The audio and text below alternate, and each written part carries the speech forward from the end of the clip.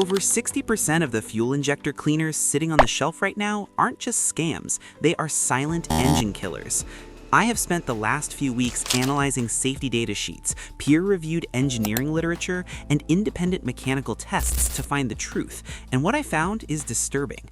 The automotive aftermarket is flooded with chemical disparities. On one side, you have scientifically formulated detergents designed to cleave carbon bonds in the intense heat of a combustion chamber. On the other side, you have a proliferation of what can only be described as snake oil, solvents based on cheap kerosene, alcohols, and naphtha that fundamentally fail to address the hardness of modern carbon deposits. To understand why this matters, you have to look at how engines have changed. 50 years ago, we had simple carburetors pushing fuel at just 5 psi.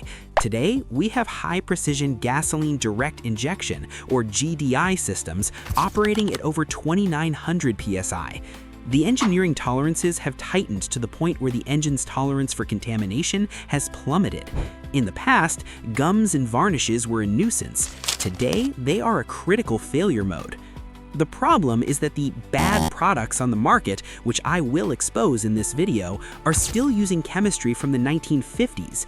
They rely on light hydrocarbons and alcohols. While these substances are flammable and can clean wet sludge, they lack the surface active chemistry required to penetrate and lift hard carbon in the fraction of a second they reside in your combustion chamber.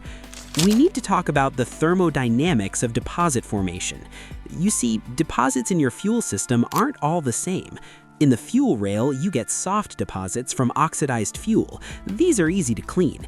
But the deposits that actually destroy your performance, the ones on the injector nozzle tip and the piston crown, are hard deposits. These are formed through pyrolysis. Fuel and oil vapors hit hot metal surfaces and bake into a graphitic, polymerized carbon matrix.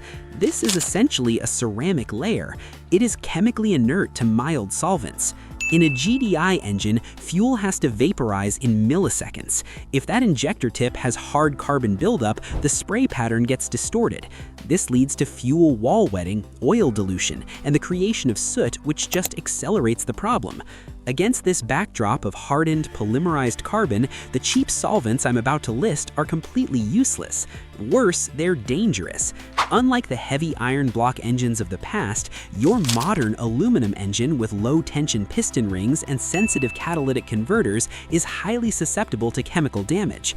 The wrong additive can degrade your fuel seals, corrode your high-pressure fuel pump, and even dislodge chunks of carbon that can mechanically block your catalytic converter. Category 1.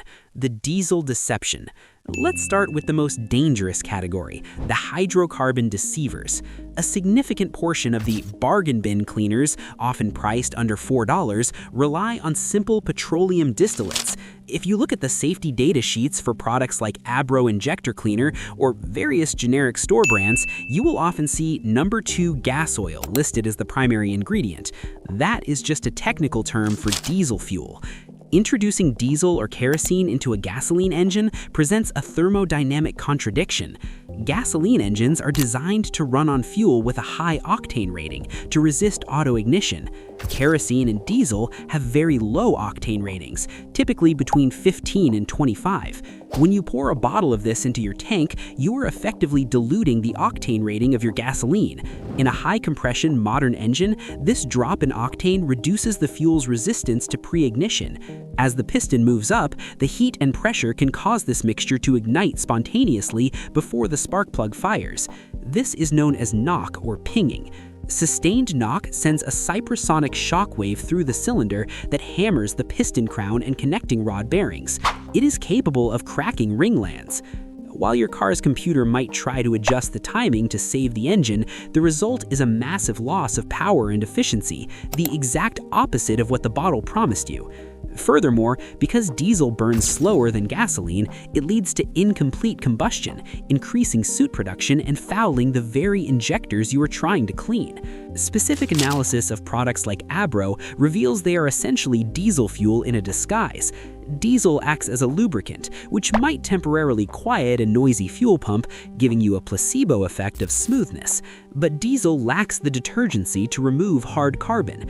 Instead, its oily nature attracts more particulate matter, creating a sticky matrix that traps dust and soot. The most insidious risk here is the landmine effect. Because these heavy oils don't dissolve hard carbon, they merely loosen softer surface gum. These loosened accumulations can detach in large flakes. In the microscopic tolerances of an injector filter basket, these chunks act as debris blockages, instantly clogging an injector that was previously only partially restricted. You are turning a maintenance issue into a dead cylinder. Category 2, the hygroscopic hazard, ethanol and alcohol-based formulations. Next, we have the hygroscopic hazard, ethanol and alcohol-based formulations. Products that rely on high concentrations of isopropyl alcohol or ethanol are incredibly risky. Both are hygroscopic, meaning they have a strong chemical affinity for water and will absorb moisture from the surrounding atmosphere. When you add an alcohol-heavy cleaner to a tank that likely already contains E10 pump gas, you spike the total alcohol concentration. This increases the fuel's capacity to hold water. If the water saturation point is exceeded, phase separation occurs. The water-alcohol mixture separates from the gasoline and sinks to the bottom of the tank, right where your fuel pump pickup is. Your engine then tries to run on this incombustible mixture, leading to stalling, potential hydrolock risks, and rapid corrosion of the fuel system. But the long-term damage is even worse. Alcohol acts as an extracting agent on your rubber seals. Modern seals are made of elastomers like Viton. High concentrations of alcohol, particularly methanol and isopropanol, leach the plasticizers out of the rubber matrix. Plasticizers are what keep the rubber flexible. Once extracted, the rubber shrinks, hardens, and becomes brittle. If an injector O-ring cracks due to alcohol exposure, highly pressurized fuel can leak onto the hot engine block, presenting a catastrophic fire hazard. Additionally, a vacuum leak at the intake manifold seal will cause a lean run condition, further stressing the engine. Category 3, the legends that don't clean.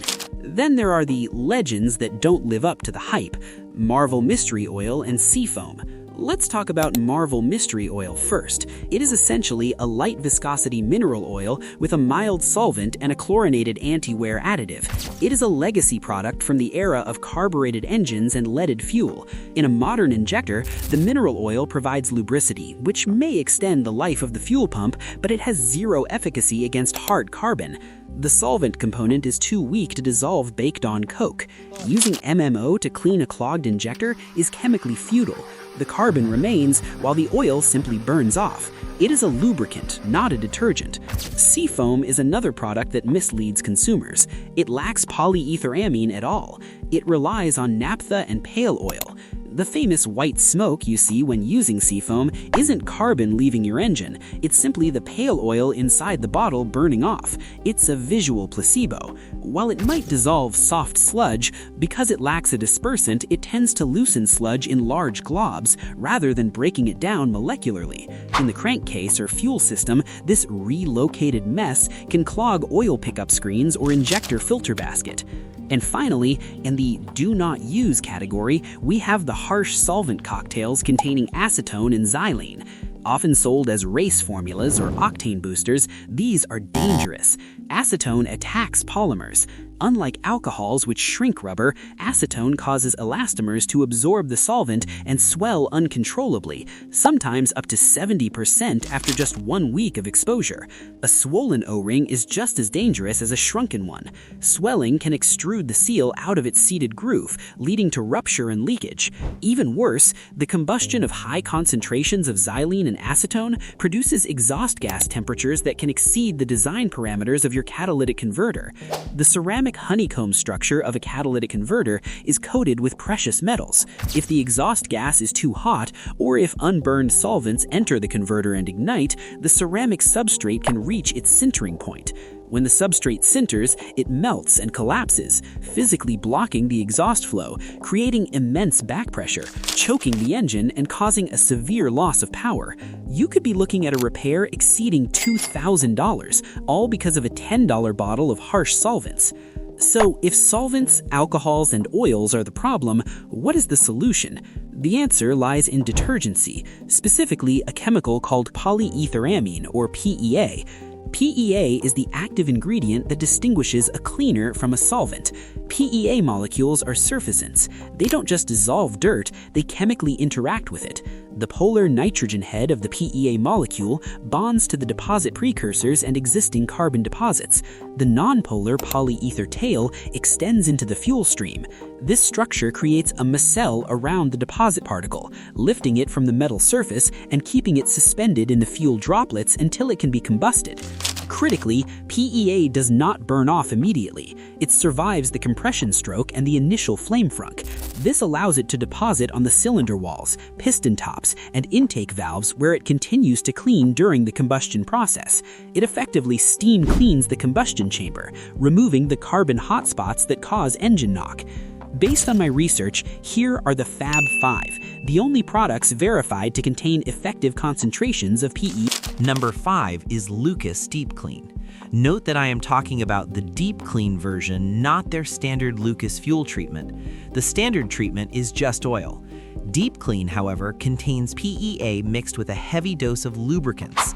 This combination makes it excellent for preventative maintenance.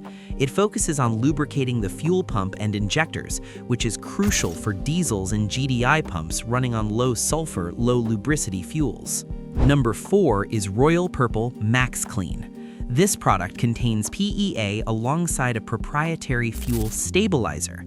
This makes it the ideal choice for vehicles that sit idle for long periods, like motorcycles, boats, or classic cars.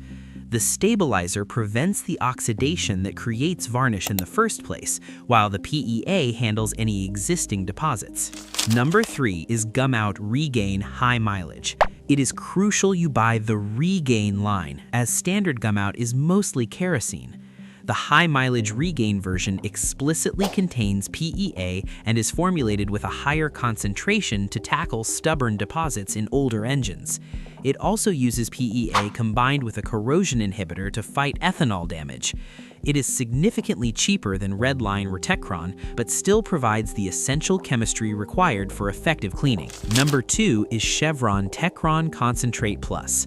Chevron actually patented the original PEA chemistry. While their exact percentage is a trade secret, Techron is the product rebranded by major automakers like BMW, GM, Hyundai, and Toyota as their official dealer service cleaner. It is the benchmark for safety and consistency. It will not harm sensitive emissions equipment or degrade your oil. It is the safest choice for warranty compliance and regular maintenance. And finally, the number 1 recommendation for neglected engines, Redline SI1. Historically, this product has the highest concentration of polyetheramine on the market, with data showing ranges of 30 to 50%. It is capable of a 1-tank cleanup.